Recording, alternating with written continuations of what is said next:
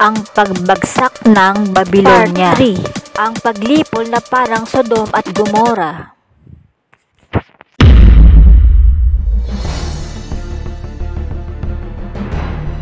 According sa history, the town of Babylon is located along the Euphrates River in our present-day Iraq. According from Merriam-Webster, the site of Babylon is located south of Baghdad, near the Euphrates River. Akma po ito sa Jeremiah. Sa magandang araw po, ako po Sister Irene na nag-atin sa inyo ng propesiyang nagmumula sa Biblia. Power, honor, glory, and victory only belongs to the Lord Jesus Christ. Lahat ng kapurihan ko ay sa Panginoong Jesucristo lamang. Nawa sumati nawang lahat ang pagpapala, kabutihan, at kahabagan ng Panginoon. Lalo sa mga panahon na ito. Sumati nawa ang kanyang pagpapalat, kabutihan. Atin pong i-discuss ang tungkol sa propesiya tungkol sa pagbagsak ng Babylonia. Sa Jeremiah chapter 51. Dako po tayo sa Jeremiah chapter 51. Ang gagamitin po natin muli ay yung contemporary English version. Dahil ito po yung sa termo ng ito ay akma po ito sa ang Biblia at King James. Makikita po natin sa Jeremiah chapter 51 verse 13 na sinasabi po, people of Babylon, you live along the Euphrates River and are surrounded by canals. You are rich, but now the time has come for you to die. So malinaw po na sa Euphrates River ang nakatira ang Babylon. Nakasettle ang Babylon. So malinaw po tayo dito na ang propesiyang Babylon ay yung Iraq mismo. Kahit sang dako po natin tignan sa mga naunang nating propesiya, nauna nating part tungkol sa pagbagsak ng Babylonia, talagang Iraq ito na tinignan natin sa National Geographic History, World History, at sa Britannica at sa iba't ibang diksyonaryo pa sa buong mundo. Kahit kumuha pa tayo ng dictionary sa iba't ibang mundo at sa Google, isa lang po sinasabi. Pag sinabi pong Babylonia, ito po ay yung tinatawag nating bansang Iraq. So, dako po tayo sa Jeremiah chapter 51 verse 27. The Lord said, signal the nations to get ready to attack. Raise a flag and blow a trumpet. Send for the armies of Ararat, Mini, and Ashkenaz. Choose a commander. Let the cavalry attack like a swarm of locusts. Verse 28. Tell the kings and governors, the leaders and the people of the kingdoms of the Medes. Medes po, gaya ng mga nating propesiya o part, Iran. Sinabi pong Medes ay Iran. Tell the kings and governors, the leaders and the people of the kingdoms of the Medes to prepare for war. To prepare for war. Verse 29. The earth twists and turns in torment, because I have decided, said the Lord, to make Babylonia a desert. So malinaw po tayo sa propesiyang ito na sa kahuli-hulihang panahon, ang Babylonia ay magiging disyerto. Hindi po gaya ng mga noonang propesiya na may natira pa. So malinaw po tayo dyan na akma talaga ang mga propesiya sa part 1, part 2, at part 3. Ngayon, part 3 po tayo ngayon. Akma po talaga ang ibang verse ng mga propeta. Sa ibang propeta, akma po ang footnotes nila. So, hindi po tayo talaga magkakamali na ang propesiyang ito ay walang sablay. Na ang tungkol sa Babylonia na propesiya ay akma-akma sa mga propeta. May cut po ang propesiya. May cut po ito. Hindi basta-basta ang paglalabas ng propesiya. Kailangan po akma-akma lahat. Kaya hindi po ito gaya ng pinapalagay na iba na nangyayari na. Iba po yung nangyari noon. Yung paglusob sa Babylonia noon ay may mga natira pa, hindi po gaya ngayon na mangyayari sa huling panahon. Sa verse 30 po tayo. Chapter 51 of Jeremiah, verse 30.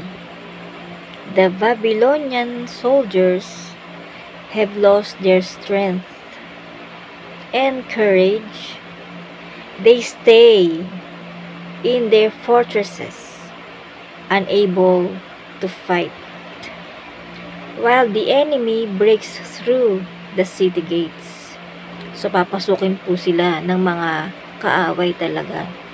Then sets their homes on fire. Susunugin daw po yung mga bahay. Apoy po.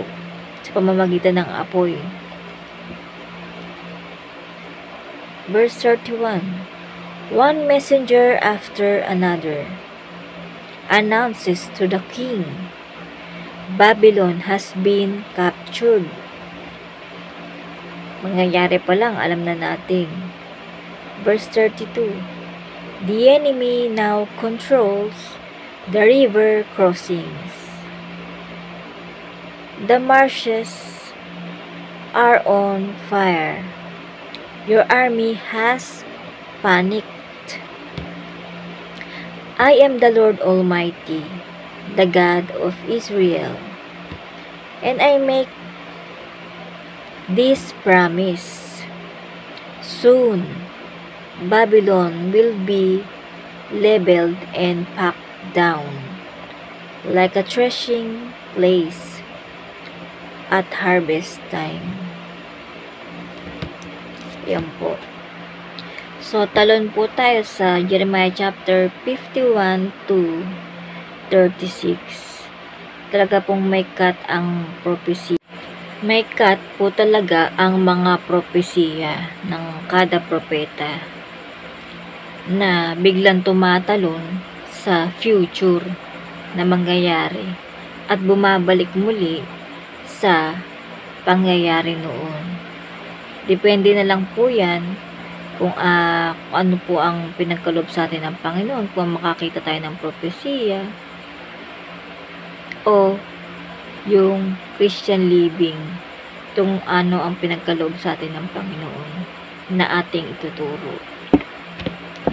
So, balik po tayo sa Jeremiah chapter 51, verse 36 naman tayo ngayon. Talon po tayo. Ito po ang sabi ng Panginoon. The Lord will take revenge on Babylon. My people, I am on your side, and I will take revenge on Babylon. I will cut off its water supply, and its stream will dry up. So, matutuyo daw yung, talagang matutuyo ang Babylon. Nawawala ng tubig, pati yung mga stream nila. Verse 37. Babylon will be a pile of rubble, where only jackals live. People will laugh, but they will be afraid to walk among the ruins. So, talagang sira ang Babylonia. Talagang hahandusay. Dahil sinabi ng Panginoon. Ito po yung paghiganti ng Panginoon sa ginawa ng Babylonia noon sa panahon ni King Nebuchadnezzar sa mga Hudyo. Lack prophecy po ito. Sana po panoorin nyo lahat ng part ng propesiyang ito para mapagduktong-duktong nyo kung tama ba o mali ang sinabi ni Sister Irene. Iisa lang ang sinasabi ng mga propeta sa Biblia tungkol sa pagbagsak ng Babylonia. Verse 38, the Babylonians roar and growl like young lions. And since they are hungry, I will give them a banquet. Yung feast daw. They will celebrate, get drunk, and fall asleep. Never to wake up. So, talagang walang matitira sa Babylonia, lahat po patay. Verse 40, I will lead them away to die. I will lead them away to die, sabi ng Panginoon. Like sheep, lambs, and goats, being led to the butcher. Para daw tupa at kambing na nasa patayan. All nations now praise Babylon. But when it is captured, those same nations will be horrified. Yan, talagang magugulat ang mga bansa sa mangyayari sa Babylonia. Verse 42, Babylon's enemies will rise like ocean waves and flood the city. Talagang babahain. Ang pagsakop sa Babylonia ay babahain sila ng mga militar, ng kanilang mga kaaway. Verse 43, horrible destruction will strike the nearby towns. Ang kagilag-lalas daw mangyayari. The land will become a barren desert. So, talagang desierto. Talagang walang matitira gaya ng Sodom at Gomorrah. So, ano po ba yung sinasabi ng iba na mga kadebate po na mas marunong pa sa Biblia? Kesyo daw, nangyayari na. Hindi pa nangyayari kahit kailanman ang mali po lang Babylonia, ang Iraq, na talagang ubos ang mga tao. Dito, ubos po talaga. So, masasabi natin end time prophecy na hindi kailanman nangyari sa anumang istorya sa buong mundo. Sa world history, hindi pa nangyari ito. Kaya masasabi natin end time prophecy mangyayari pa lang sa hinaharap. The land will become a barren desert where no one can live or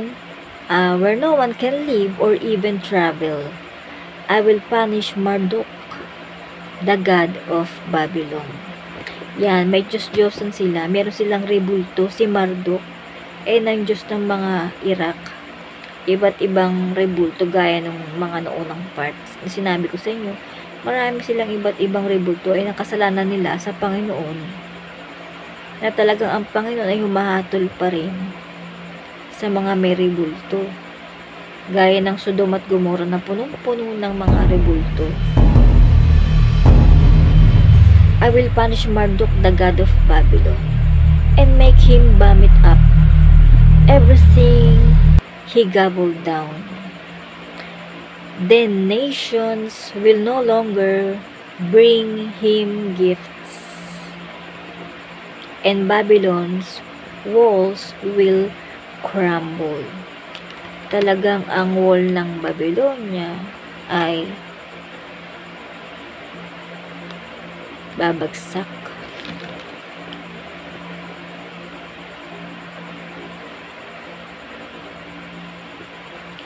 Dahil sa rebultong galit ng Panginoon. Dahil po sa rebulto sumama ang mga tao, dahil sa rebulto ng Iraq, kung ano-ano pong nangyari sa mga tao. May sumpa, nagkaroon ng sumpa. Sa iba't ibang bansa kumalat ang pagsamba sa iba't ibang rebulto. Iba't ibang itsura nga lang.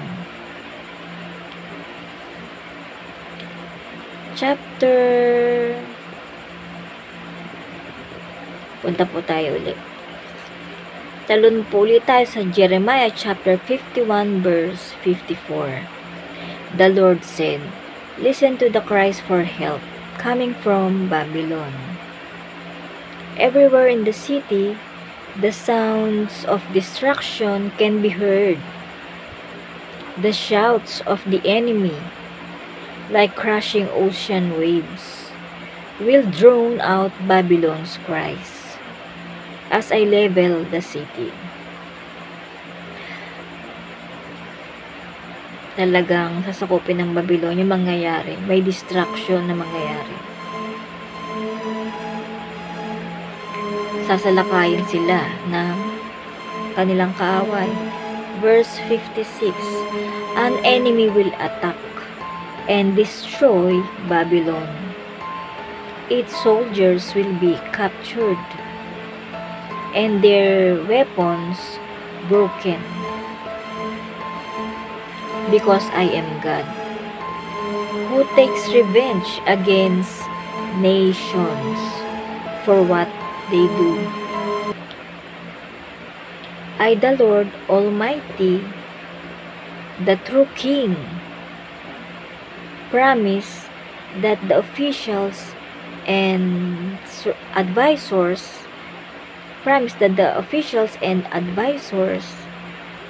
the governors and leaders, and the soldiers of Babylon will get drunk, fall asleep, and never wake up.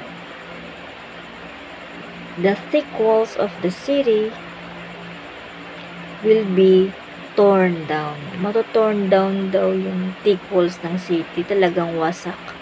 Ultimo yung pinaka-gate nila. "And its huge gates burn." Masunog daw yung pinaka-gate nila.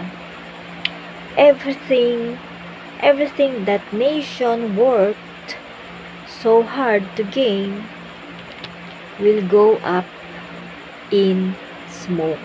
So, talagang nagmamatch ang mga propesya na apoy. Naaapoy ang Babylonia. Matutupok sa apoy. So, nagmatch na naman po sa Revelation chapter 16, yung ikapitong trumpeta. Sasalakayin na sila ng ibang bansa. Bukod dun, magbabagsakan pa ang mga granizo mula sa langit na 50 kilograms each siya, magbabagsakan galing sa Panginoon. Yan yung pinakahuling trumpeta.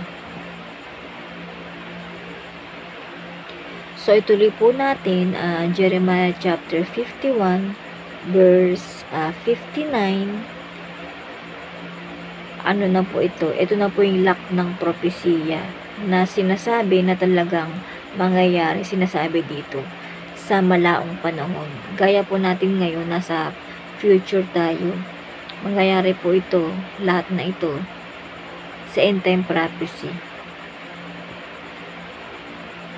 May lock ang propesya. Pag walang lock ang propesya, hindi maaaring maging propesya. Binigyan na ng lock ng Panginoon yan, na talagang mangyayari. Makinig po kayo sa bawat kataga na aking bibitawan ngayon.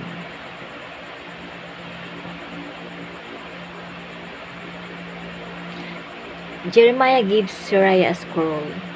So, noon pa lang talaga na ito, propesya na ito. Jeremiah chapter 51 verse 59. During Zedekiah's 4th year as king of Judah, he went to Babylon.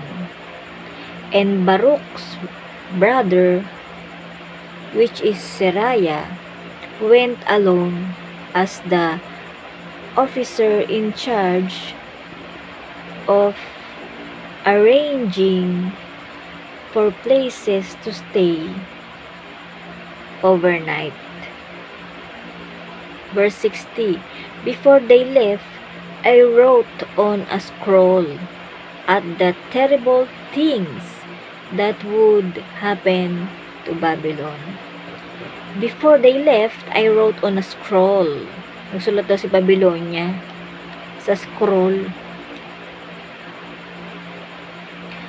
Sa lahat ng mangyayari, sa mga terrible mangyayari sa Babylonia, all the terrible things that would happen to Babylon. I gave the scroll to Seraiah and said, when you get to Babylon, read this scroll aloud. Sabi niya, pag nakapunta ka na daw sa Iraq, ay sabihin mo ang laman ng scroll na to. Kasi nung araw, scroll yung dala nila na note. Doon nilalagay yung mga mensahe. When you get to Babylon, read this scroll aloud. Sabihin daw ng malakas itong nasa scroll na nasusulat. Verse 62. Then pray, our Lord, you promised to destroy this place and make it into a desert where no people or animals will ever live. So malinaw, wala nang matitira kahit anumang hayop sa pagbagsak ng Babylonia na akma din sa Apokalipsis mangyayari sa malaong panahon. Walang maiiwan kahit anumang hayop. When you finish praying, tie the scroll. Pag natapos daw siya magdasal, ay talian niya daw yung scroll to a rock and throw it in the Euphrates River. Sister Enrica Caliorin, ito yung sagot sa mga tanong mo. Naiinip ka, nakipagdebate ka kaagad. Malinaw. Gusto nyo pa yung napapahiya kayo sa mga propesiya. May mga ebidensya naman.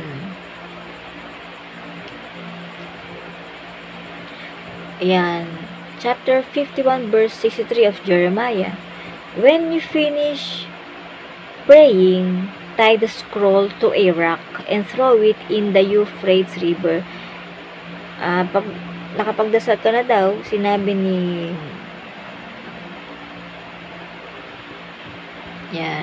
yung propeta na talian daw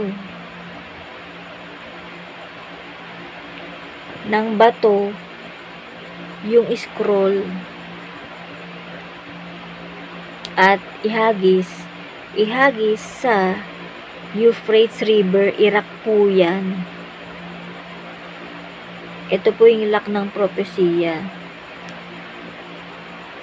Then say, verse 64, this is how Babylon will sink when the Lord destroys it. Nakita nyo? Ganito daw, lulubog ang Iraq.